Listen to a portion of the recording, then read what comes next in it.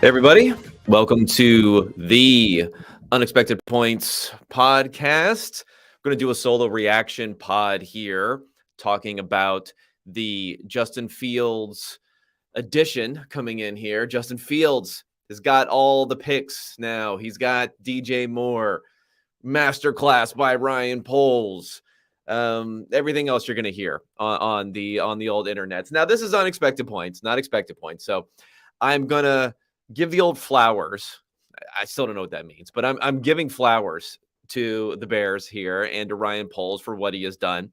Some of it, some happenstance, getting into that position, but very well done here. I'll talk specifically one angle of this trade that I really like for his sake, and for the sake of the franchise. But I'm also going to push back against a little bit of the reactions that you might be seeing from some others and build some context around it, all that sort of stuff. But let's get into the deets. The deets here for this trade are the Panthers are moving up from number 9 overall.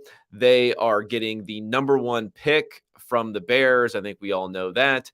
They're also going to be getting multiple other picks here. And I'm going to compare this. I think the closest comparable thing is the Eagles trading up from number 8, I believe, to get up to number 2 to get Carson Wentz. That's probably the closest thing when we look at the exact movement here. Obviously, going up to 1 is going to cost you a bit more. What exactly did it cost the Carolina Panthers? It cost them the number 9 overall pick, the number 61 overall pick, which means right at the end of the second round. I believe that is the 49ers pick because, Panthers ain't picking at the end of any round. So that must be the 49ers pick there. The 2024 first round pick. This one is huge. Like anytime you can gather a first round pick in the next draft while giving away a pick to a team that is going to be taking a quarterback, especially a team like the Panthers who aren't necessarily stacked around the quarterback. I think the Eagles were fairly stacked around Carson Wentz when they got him. The Rams were not that stacked around Jared Goff.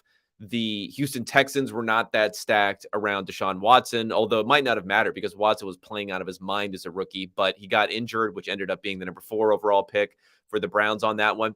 So being able to get that first round pick in the next year, like no matter how great of a player you are as a rookie, getting like league average type of play out of a rookie quarterback is a huge win. Especially it's a huge win if you don't have a great surrounding cast. I think the Carolina Panthers offensive line is pretty good. Like they improved that. They stocked up on that a lot last offseason.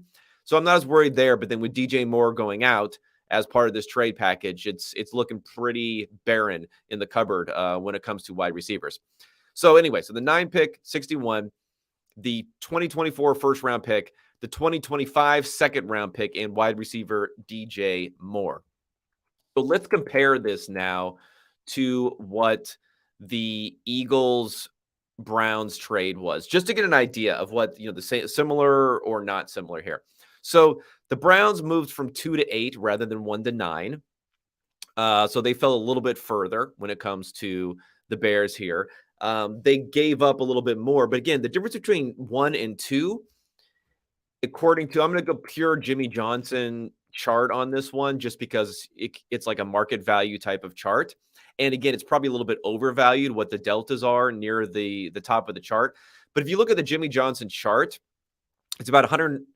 It's about the equivalent of the 187th pick overall, the point differential between 2 and 1. So 2 is still worth a ton near the top of the draft. So like this whole Lovie Smith thing that's going on, I mean, I think it's more funny than anything else. But like if the Bears were at the number 2 pick and the Texans were at the number 1 pick, yes, the Texans may have lost out on the quarterback who they wanted. But right now, between Richardson, Stroud, and Bryce Young, like I don't know if there's one definitive guy that we would assume both of these teams would be after. So it's probably, less likely than not that their quarterback is going to be gone. The exact quarterback who they wanted to take is going to be gone for the Texans. And this is the type of move for the Panthers, the way that they're operating here. The urgency, which we've seen them in a couple of different fronts, whether it's hiring Rule and giving him a lot of money, whether it's trading up for Matt Corral last year, whether it was kind of not really tanking out at the beginning, that first year where Rule was there, where they could have done that a little bit more effectively rather than bringing in Bridgewater and bringing in Robbie Anderson and bringing in some other players and trying to bolster that team up rather than having a more judicious rebuild there. Patience is not their main thing. So, they could have traded into this number 2 pick and it would have been similar compensation, but probably not as much compensation. So again, going back to this Browns Eagles trade. So the Browns went down from 2 to 8. They gained a 4th round pick in the current draft versus a 2nd round pick. So that's a change there.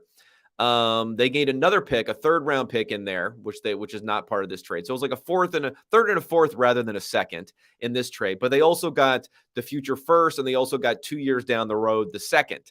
And they gave back a 4th also in the current draft. So this is definitely a better haul for the Bears than it was for the Browns in that equivalent sort of trade. Plus they get DJ Moore. Now, how much is DJ Moore worth? I think there's a couple different ways to look at it. So DJ Moore is going to be on a contract now. Let's pull up Moore's contract to get the exact details. I know it's going to be $17 million a year going forward. And so, so it's going to be a 3-year deal, $17 million a year going forward. So $52 million over 3 years. The cap number will be 20 this year, and then we'll go down to 16 the next 2 years. It's kind of nice from the Bears' perspective, too, because they have all this cap space right now. So that's number one. DJ Moore is going to allow them to use that cap space on a productive player more so than being forced in free agency just to spend more money, because all these draft picks they're acquiring, they're not going to make that much money. I mean, that $20 million cap number, all their draft picks combined are not going to make that much money this season. And they have the most money in the NFL to spend. So this is going to help them be better about layering in the free agency money rather than going forward immediately, especially going forward in the wide receiver market, which I think could be like the worst place or one of the worst positions to actually spend money on in free agency, especially at the high end. They'll probably still do that. They'll probably still bring in some bodies there. But so that's good from that perspective. It's good from a spending mix perspective from them. Number two is he steps in and will be a productive player right off of the board. I mean, he's someone who I would project in my NFL plus minus calculation, which looks at how they contribute to team point differential based upon similar players and on-off splits and all that stuff in the past. I mean, DJ Moore is a 10 to 20 point type of guy. Doesn't seem like a lot, but we're talking about anywhere from like a third to 2/3 of a win. And that's not bad for a wide receiver. That's pretty good for a wide receiver. And what people overestimate a little bit when they're talking about rebuilding and building around Justin Fields and trading back in order to do so is this move does a much better job of that than the normal theoretical move of you move back and you acquire all these picks. Because honestly, like my projections for the picks that they're going to have in this draft. So this first round pick that they're going to gain and the second round pick that they're going to gain in this draft and the first round pick they're going to gain in the next draft, in those rookie years for those players. So just this year for the first and second round pick they're gaining, next year for the first round pick they're gaining.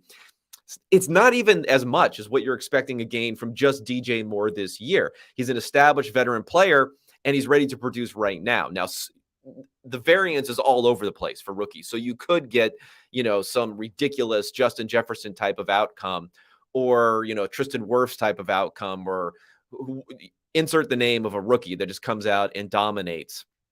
That's possible. But normally, even guys who end up being good, great, elite players produce substantially more value in their second, third, and fourth seasons than they do in their first season. So this idea of like the draft picks are what's going to save Justin Fields, maybe a year from now, maybe 2 years from now, maybe 3 years from now, that would really be the case if you hit on a couple of those, but not really this year. So getting DJ Moore in there immediately is really going to make a difference. And from a pure self-interested perspective when it comes to Poles and Eberflus. Again, getting DJ Moore in immediately means more results now. And it's a what have you done for me lately sort of league. No matter how high everyone is on this trade and what Ryan Poles has pulled off this offseason, despite the fact that he will be, GM of the century all offseason as they make these picks in the draft and everyone talks about it as they use all this money in free agency. If they don't have a good season this season, I don't know if they have to make the playoffs, but if they don't have a good season this season, if Fields doesn't take a step forward passing the ball, and there's a lot of steps forward to take passing the ball for Fields, if that doesn't happen, negativity can reign pretty quickly. So DJ Moore is really going to help kickstart that, I believe, quite a bit. Now, the one downside, though, is we talk about this step forward for Justin Fields, and there is maybe a concern about how do you build around certain quarterbacks. I think Justin Fields he looks really good throwing the ball. He's got a great arm. It's very accurate. The release, all that sort of stuff, people who look at, training quarterbacks will point out at that and say that the guy looks awesome as far as that regard is. But the pie in Chicago, and remember, they brought in Chase Claypool, and that was a dud. That was an early second-round pick they basically ended up giving up there. And that was a dud. Claypool's fault. I think you can blame him to some degree.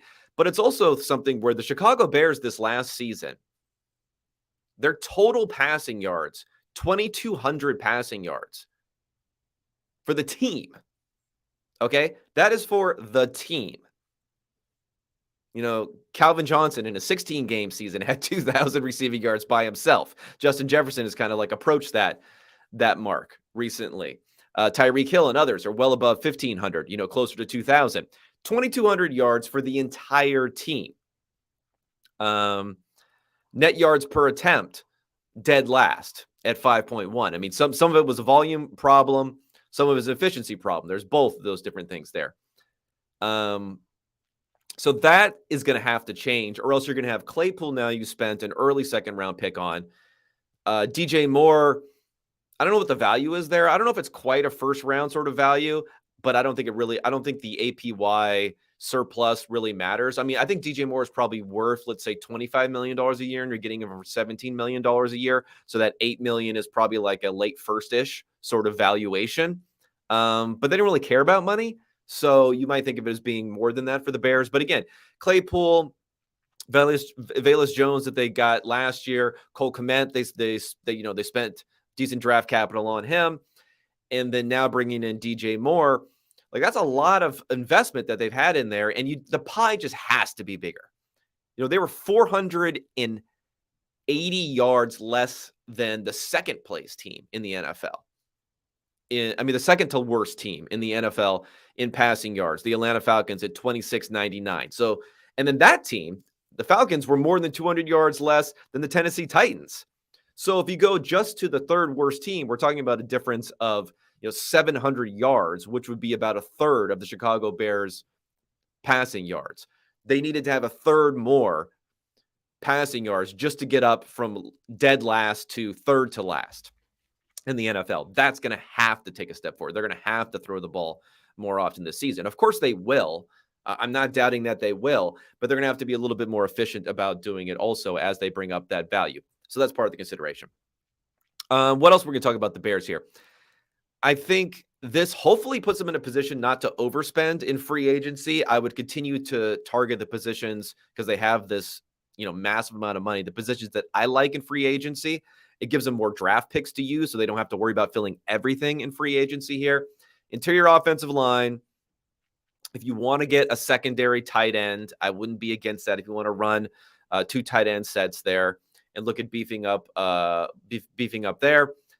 Wide receiver, I don't know. When you already have Claypool, a veteran, you already have DJ Moore, you already have a rookie you drafted last year, I think you forego wide receiver at least for your first couple of picks that you have there. You got a couple picks in the second round now, maybe one of those picks in the second round, but I'd be concentrating again on edge rusher, pass rushing, defensive tackle, offensive tackle, those type of positions with the high value picks. Those are the ones that you want.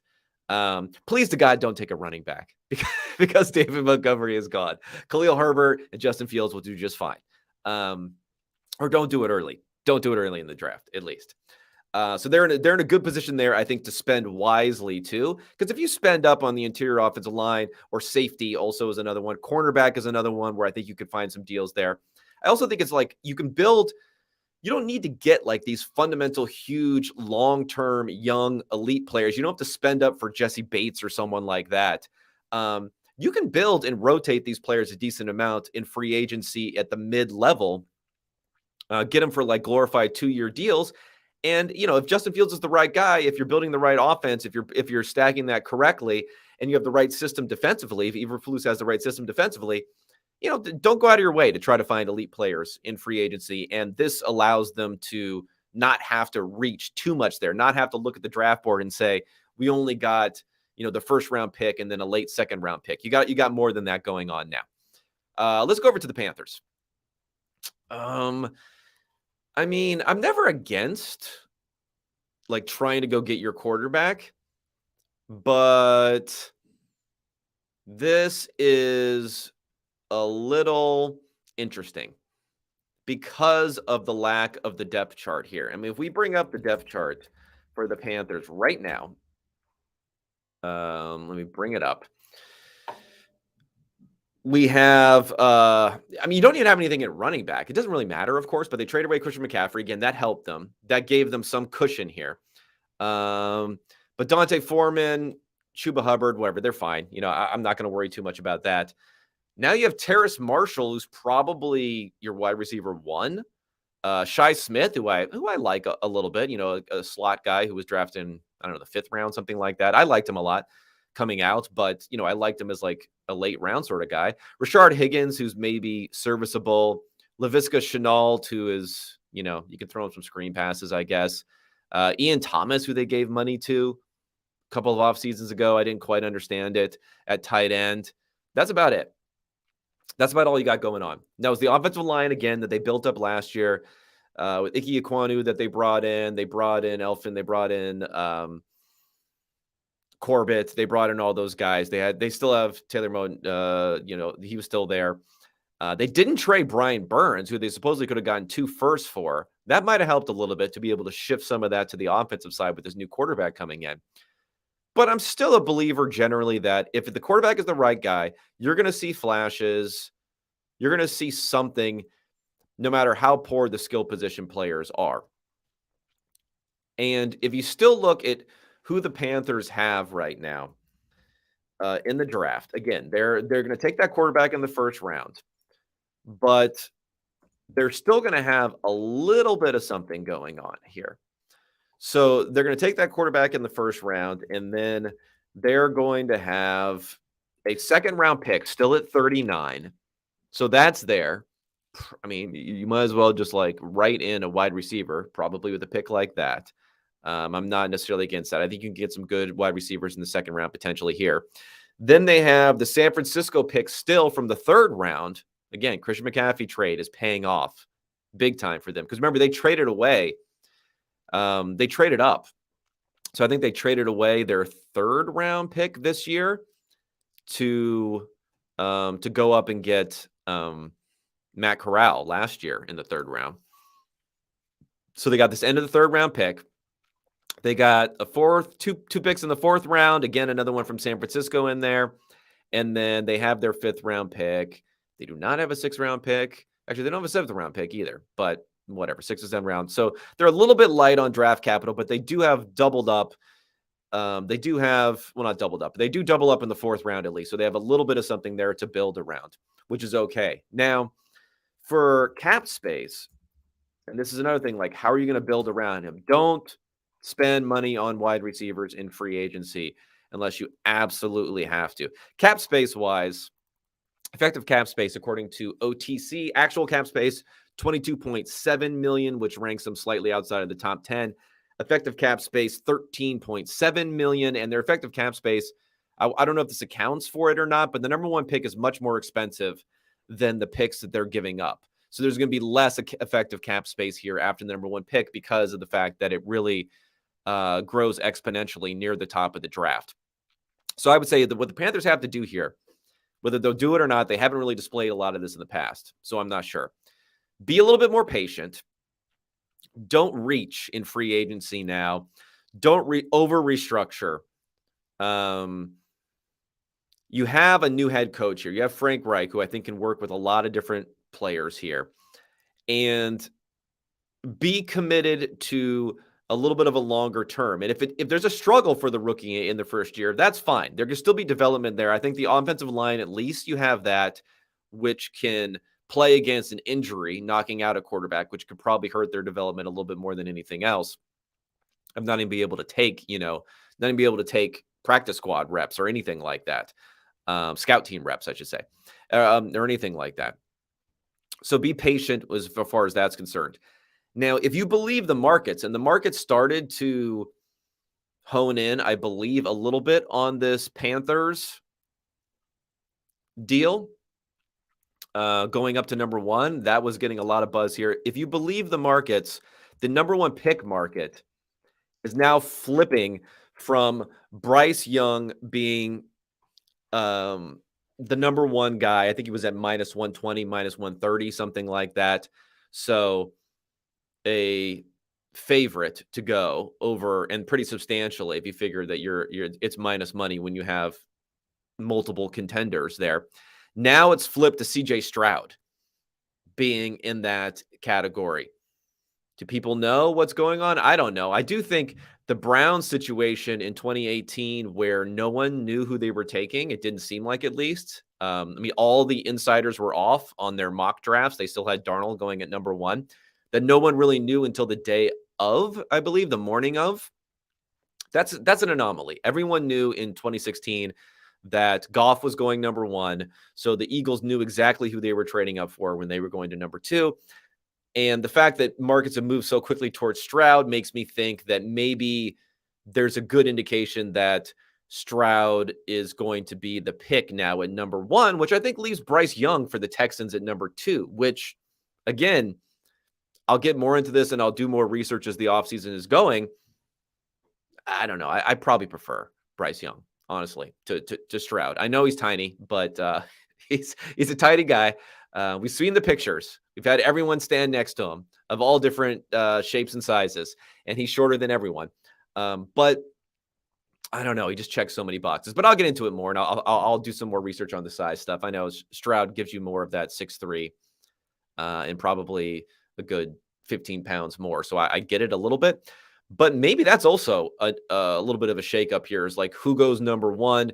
And in some way, the Texans, everyone's saying that, Lovie Smith got back at them. The Texans might have wanted Bryce Young anyway. I've heard buzz about Bryce Young and the Texans anyway here. So who knows? In the very end of things, it might have gotten a slightly more compensation for the Bears, marginally more compensation for the Bears, and gotten no difference practically for the Texans if they still end up getting the quarterback who they want.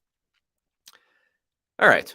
I think I covered everything here. Actually, let me go. If anyone has any questions in the Q&A, let me see if there's anything on here. Do you have any questions in the Q&A? Otherwise, I'm going to peace out of here, and then I'm going to come back next week. I don't have an interview lined up, but I'll figure out someone for an interview next week. I have the improvement index coming out on Monday. If anyone's seen that work from PFF, I kind of like a new and improved version of it, where it's going to bring draft picks into it too. It's going to have a table at the bottom where it's going to show specifically for every new player that comes to a team, what their impact is over replacement level. And I think I'm also going to do what their impact is on that exact team, but it shifts around a lot. The problem is the impact on the team, like as they add and subtract players, because I'm projecting not only how efficient they'll be, but also how many snaps they'll get. As players, though, that amount can move around a lot, whereas the value over replacement level player is constant. So I might just do value over replacement level player, even though it won't be equal. Like, for instance, for the Saints, my projection for Carr and his value of a replacement player is something like 50 points over the course of a season, which is 1.8, 1.7 wins, somewhere in that category. But his value over Dalton is more like 17, 18 points. It's not nearly as high, 20-ish points. It's not nearly as high because Dalton's giving you like a higher than replacement level sort of category. So I don't know if that's going to be confusing or not, but I'm trying to give as much information as I can behind the scenes and then try to get a better, more projectable thing here. And also have to update it for the more draft picks that the Bears have and the better value that they're going to get out of that with this trade. All right, everybody. Thanks for tuning in so much. I'm glad some people are saying they enjoy it in the comments here. I appreciate everyone tuning in. Go to the Substack, everybody. You love this. You like this. You like this content. Go to the Substack. See everything that I'm going to be putting out next week. And I'm trying to get some more topical pieces online, although those are more difficult to do. So I may just be doing more of these topical pods and instant reaction pods instead. But until then, everyone, Friday news dump, a good Friday news dump for the first time. Enjoy your weekends. Enjoy the family. Enjoy hopefully good weather and the spring coming wherever you are. And I'll be talking to everyone next week. Thanks so much.